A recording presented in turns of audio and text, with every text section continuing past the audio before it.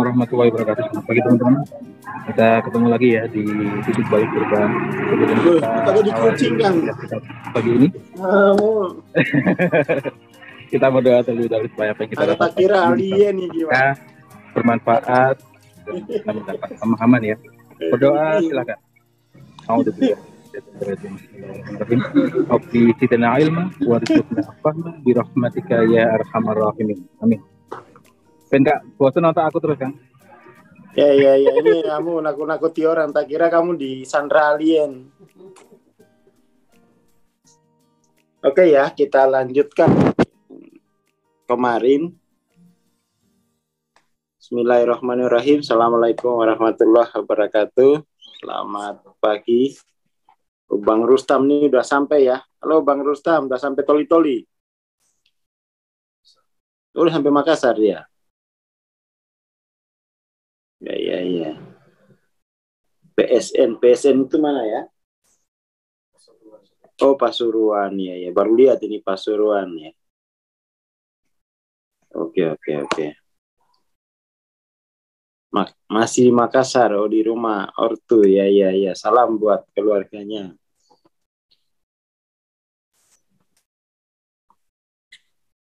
Oke, ini kita langsung ya, kita lanjutin kemarin nih, diskusi soal spirit dan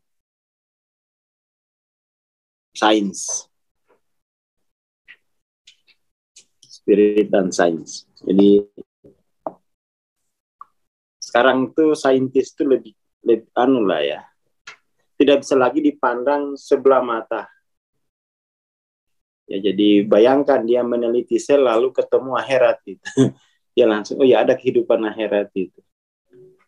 Itu tidak membaca kitab suci, tapi memang dia membaca ayat-ayat nafakti ya, ayat-ayat Tuhan di alam raya.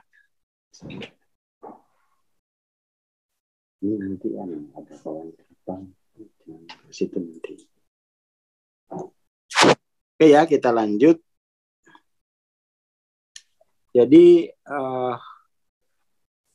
sekarang itu ndak usum lagi mempertentangkan antara spiritualis dan ilmuwan gitu ya. Jadi ndak ini lagi sudah pernah. Jadi antara spiritual dan ilmuwan itu sekarang itu apa namanya? Ya kalau dulu kita membedakannya, yang disebut ulama itu hanya yang mempelajari tradisi, ya. Hanya mempelajari tradisi. Kalau sekarang ini kita lihat ilmuwan itu memang nggak belajar tradisi, tapi dia kemudian mempelajari alam lalu dia beriman. Jadi itu mestinya sekarang itu diukur. Yang kuat imannya yang mempelajari alam atau yang mempelajari tradisi, ya itu. Saya yakin imannya kuat yang mempelajari kenyataan alam. Kalau mempelajari tradisi itu belum tentu itu meningkatkan iman. Karena tradisi itu kan hanya diulang-ulangi. Ya kan? Sementara yang mempelajari alam dia meneliti. Perintahnya kan bukan meniru. Perintahnya itu ikuti. Ya kan? Kalau budaya itu kan cenderung meniru. Bahkan kalau di agama itu tiruan itu ya enggak laku gitu. Iman itu enggak bisa ditiru. Tapi perintahnya itu ikuti, bukan tiru. Kalau ikuti itu berarti metodologinya dipakai. Kalau ditiru ya tidak ada metodologi, hanya melihat yang tampak saja. Nah, para ilmuwan itu justru sudah meniru, sudah mengikuti, tidak meniru gitu. Ini hantaman besar ini bagi yang hanya meniru yang tampak, tidak mengikuti. Dan kita lihat sekarang ini kecenderungan global, Para ilmuwan tuh berani dia masuk ke wilayah-wilayah spiritual, sementara para religius itu tidak berani masuk ke sains, masih takut tersesat. Apa tersesat di wilayahnya, alamnya Tuhan, ya kan? Jadi sekarang ini kalangan agama itu ya sebenarnya sih belum saya sebut agama ya, budaya beragama gitu ya, baru agama sebagai budaya, bukan agama sebagai metodologi, apalagi konteks itu masih jauh.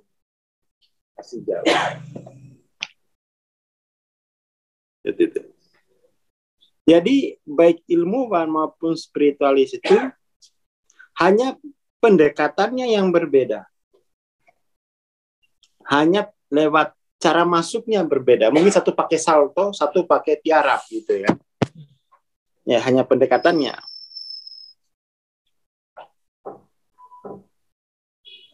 Dia bilang begini, ketika kehidupan kacau balau bagi para spiritualis, mereka memohon kepada Tuhan atau kekuatan tak terlihat untuk diringankan bebannya. Tapi ketika kehidupan kacau bagi para ilmuwan, mereka ke apotik untuk mendapatkan zat kimia. Langsung ringan. Langsung ringan. Kira-kira mana yang lebih ringan? Lebih duluan ringan ya.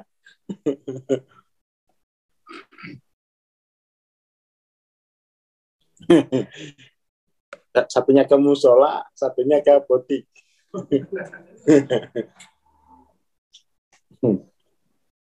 Tapi mestinya itu kedua-duanya itu memperkaya pengalaman kesadaran kan ya. Tapi kalau fokus hasil ya sama aja. Tapi entah itu ke musola maupun ke apotik, seharusnya itu bisa memperkaya pengalaman kesadaran itu gitu ya. Sampai ke kesadaran melihatnya. Tidak peduli dari mana, tapi kalau dia masuk dalam kesadaran itu dia pasti bisa marifat.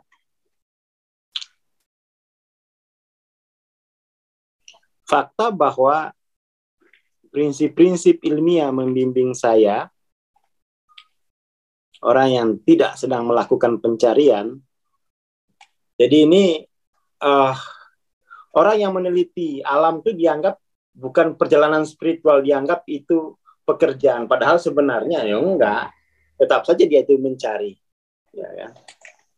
Jadi di sekarang itu kalau yang mondok itu dianggap berjalan ke jalan Allah, ya kan? Kalau yang jualan di pasar itu nggak dianggap berjalan ke jalan Allah, itu politik aja. Dua-duanya itu berjalan, dua-duanya itu sedang suluk di jalan masing-masing. Ya, nggak usah dibagi-bagi yang mondok toh gitu ya. Kan itu begitu di dunia Islam itu. Yang belajar kimia itu dianggap bukan ulama. Tapi yang belajar nahwu shorof ulama gitu kan. Dua-duanya ilmu loh. Tapi satu ilmu dunia, satu ilmu akhirat. Enggak, ilmunya Allah semua. Gituin kan. Jadi kita itu mengkotak-kotakan hal yang sebenarnya nggak penting. Nyatanya ya kalau sakit dia cari apotik. Itu kan kerja, itu kan hasil suluknya orang-orang ilmiah. Itu kan dia suluk dengan cara ke laboratorium kan gitu. Biar tidak ada lagi pemisahan antara sains dan spirit. Sebenarnya sains dan spirit itu tidak pernah berpisah. Ya. Itu hanya berpisah dalam pemikiran orang-orang yang memisahkan itu kan. Jadi tidak pernah berpisah, dia hanya berpisah di dalam pemikiran orang-orang yang memisahkannya. Itu kan karena persoalan realitas itu apa saja gitu kan. Realitas itu ada yang tampak, ada yang subjektif. Dan itu tidak terpisah, karena yang tampak itu selalu hadir melalui yang subjektif. Ya kan? Yang tampak itu kan tidak bisa hadir pada dirinya sendiri kan. Dia selalu hadir melalui yang subjektif. Jadi terpisahnya di mana gitu kan? Kan nggak ada. Oke, itu poinnya ya. Jadi memperbaiki cara kita melihat ini. Jadi bukan sains dan spiritual, tapi ya spirit sains gitu. Seperti itu. Di Indonesia orang itu masih fobia dengan sains. Sampai ada flyer pekerjaan haram di dunia, belajar sains, baca buku filsafat, kerjaannya siapa ini yang bikin neraka kayak gini ini. Ada itu yang beredar kan, 70 pekerjaan yang haram.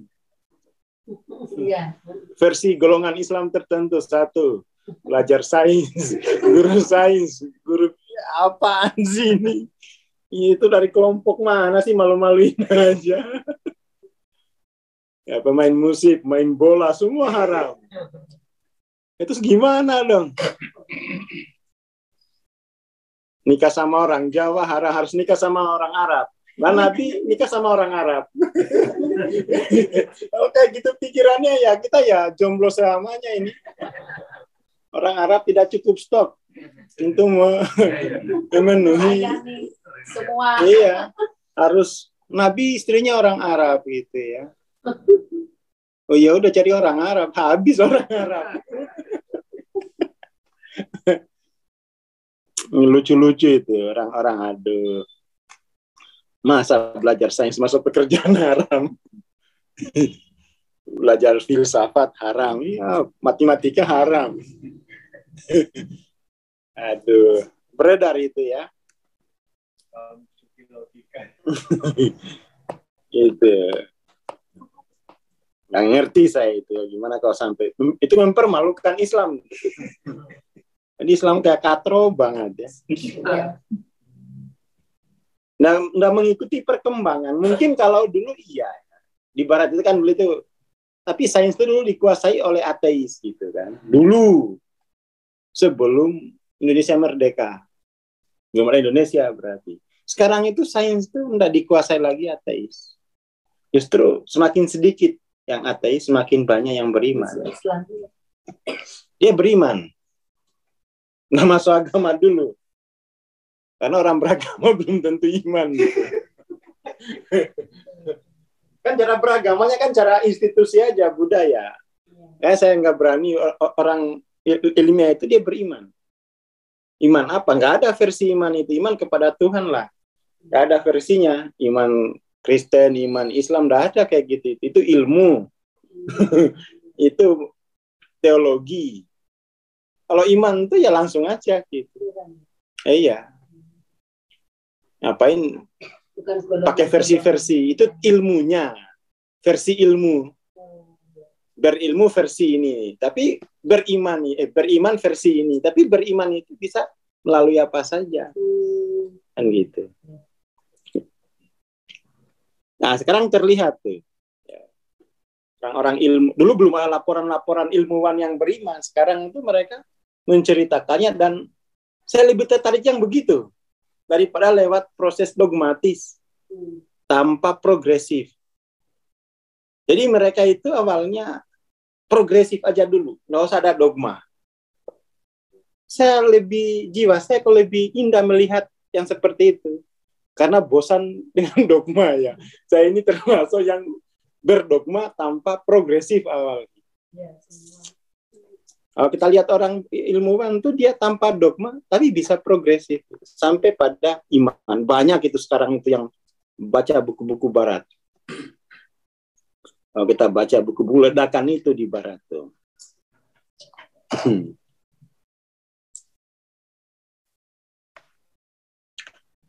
Ada ledakan itu gitu ya. Dan mereka imannya itu kadang ya sudah nggak usah ceritain ke orang gitu, ya kan. Nah itu kategori kan, ini neraka, ntar dulu. Kita tuh nggak pernah tahu dia berimannya itu kan.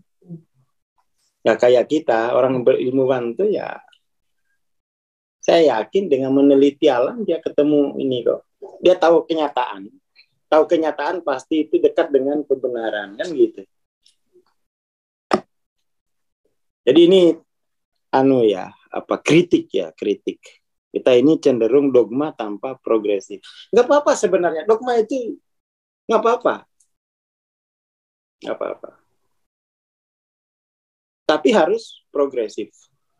Dogma atau nggak progresif ya, itu bukan agama ya, itu politik. Dogma atau tanpa progresif itu politik. Jualannya surga, bidadari, ya kan, pahala. Ya, itu jangan sampai itu kesadaran kan itu ya, dijadikan dogma politik, itu kemudian jadi lucu-lucuan aja.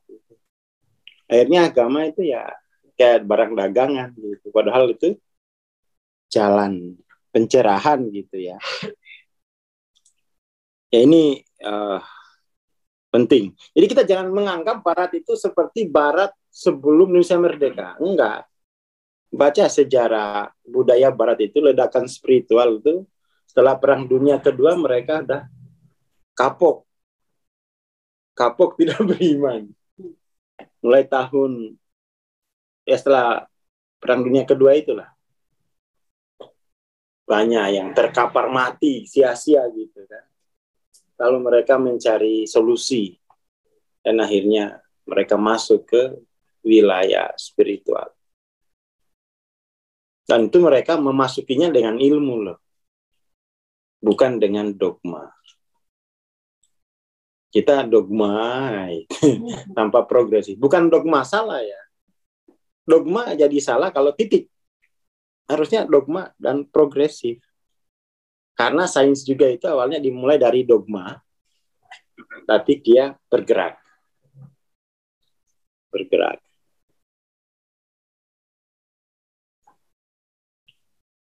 Kayak itu.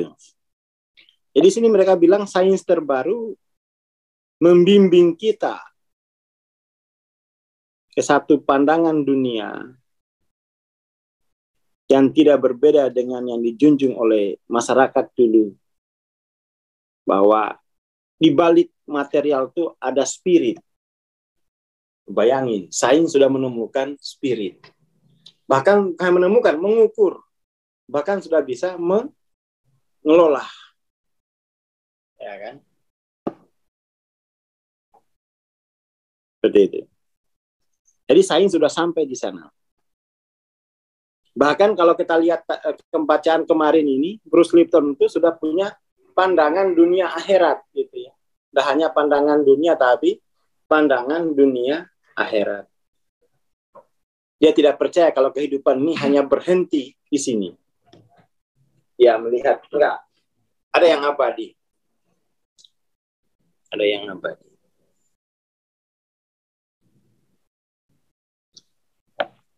Seperti itu.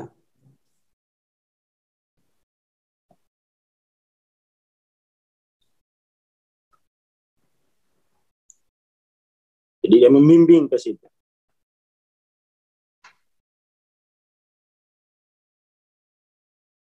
Jadi hubungan antara sains dan spiritual itu berubah secara dramatis. Dia berubah. Jadi dunia modern itu telah bergeser. Sebelumnya dari spirit ke pengumpulan materi, sekarang itu dari pengumpulan materi itu sudah mulai berkurang total orang-orang Barat itu. Sudah mulai ke compassion ya, berbagi. Ekonomi berbagi itu kan dari mereka konsep itu. Sharing ekonomi ya kan. Mereka kan mulai yang ini. Nggak bisa lagi dunia baru ini kita mulai ekonomi individu. Mesti ekonomi berbagi. Muncul Gojek, ya kan? Kita masih bab sedekahnya itu masih sedekah individu. Mereka sudah gerakan sosial, kan bentuk sedekah itu. Gojek gitu-gitu kan. Mereka sudah menjadi tatanan sosial, kita masih gerakan individu. Manajemennya manajemen Scrum. Ya, itu kan manajemen berjamaah. Kita masih latihan, mereka sudah praktek gitu. Ya, itu bahayanya kalau hanya dogma, nggak berkembang pemikiran. Ini dia cerita sejarah Barat. Jadi Barat itu punya traumatik dengan agama, tapi mereka pada akhirnya tidak traumatik dengan spiritual. Jadi Barat itu punya kisah menarik gitu ya. Kuping mereka itu, mata mereka traumatik dengan agama. Tapi mereka tidak menutup kemungkinan, tidak menutup pintu pada yang spiritual.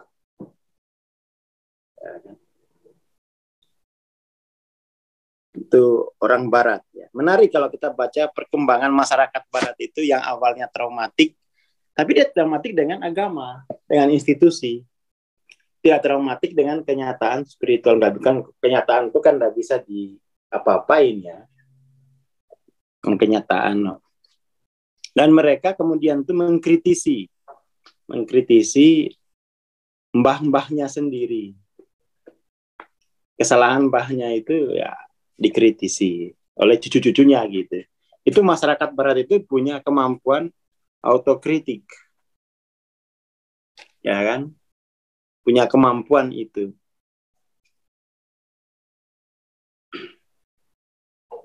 Ya. Jadi mereka sadar bahwa masa lalu itu harus selesai. Di Indonesia itu tidak pernah selesai dia. PKI sampai sekarang masih ribut tiap tanggal 30 September. Wajah itu lagi, nggak jadi ribut lagi di TV itu. Aduh. Emang kita itu dendamnya itu enggak apa ya? Pokoknya sampai akhirat pokoknya. Nggak punya kebesaran hati untuk diselesaikan di sini seperti masyarakat Barat gitu kan. Sini itu ya itu kalau religius dogmatis sekali dendam sampai akhirat. Bahkan kapan hari itu saya agak sedikit waduh gimana gitu ya. Pas persidangan negara, lalu tokoh agama itu, Pak Hakim saya tuntut sampai akhirat. Nah, apaan ini? Itu kan bukan salah hakimnya. Hakim itu hanya menjalankan tugas negara, tugas konstitusi. Kenapa jadi urusan pribadi? Kalau tidak suka dengan keputusan hakim, ubah konstitusi. Jangan kemudian hakimnya ditarik ke akhirat. Kasihan. Dia hanya menjelaskan tugas konstitusi kok. Itu tokoh besar itu di Indonesia. Waduh. Kayak begini gitu. Ya hakimnya ya bingung gitu. Apa urusanku dengan akhirat? Saya kan ditunjuk. Saya ini kan hanya perwakilan dari kalian. Ya, saya kan perwakilan dari masyarakat untuk menjalankan proses pengadilan. Kenapa jadi urusan pribadi gitu? Kalau saya jadi hakimnya gitu saya jawab.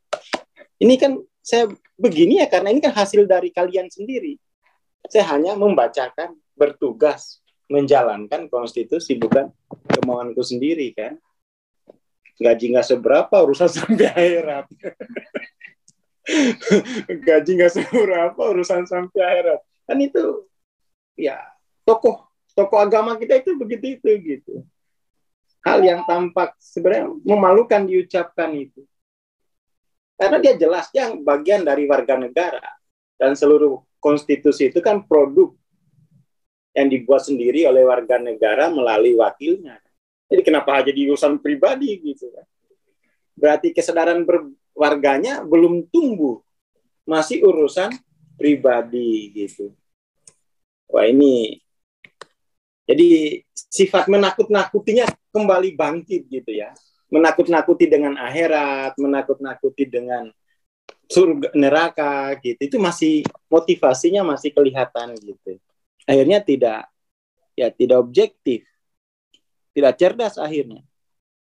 Kebiasaan nakut-nakutin. Hakimnya pun mau dicoba ditakut-takutin gitu. Dengan kata akhirat apa ditakut-takutin. Ya kan. Ini pola budaya kita itu selalu dengan menyebar ketakutan, isu-isu dosa, ya, isu siksa, itu cara kita untuk mengontrol.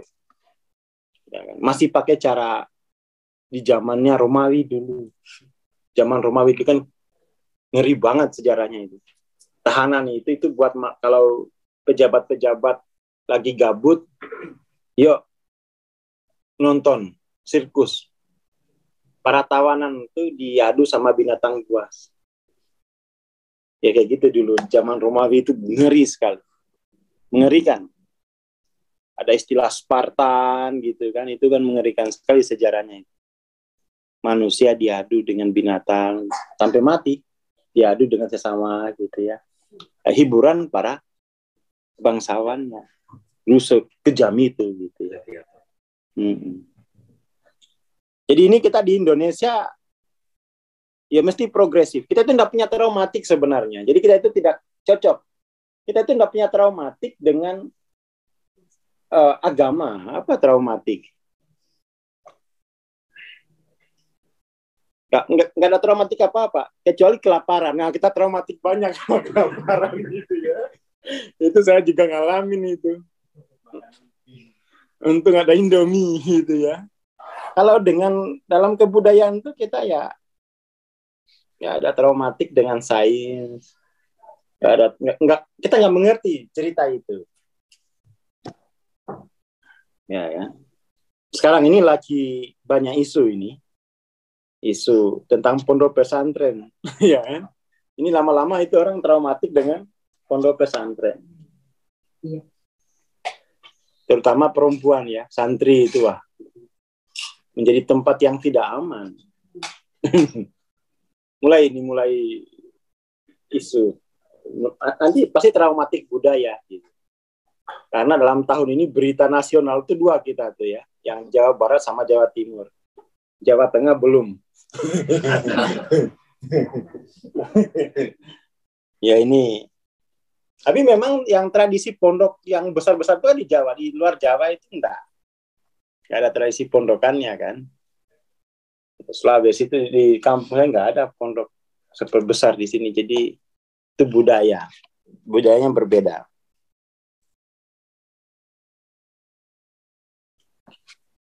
Jadi ini cerita, tapi ini cerita ini dia ya. Cerita kita nggak ada traumatik ini. Ini nanti kita lanjutkan besok bagian ini. Tapi ini penting bahwa apapun pintunya, kalau progresif itu insya Allah sampai. Jadi yang penting itu adalah semangat progresif. Semangat progresif. Dogma pun mulai dari dogma, tapi kalau progresif itu malah bagus. Mulai dari tanpa dogma, progresif juga bagus. Yang penting itu progresif. Dan jangan malas baca buku. Gimana mau progresif kalau baca buku aja langsung ngantuk.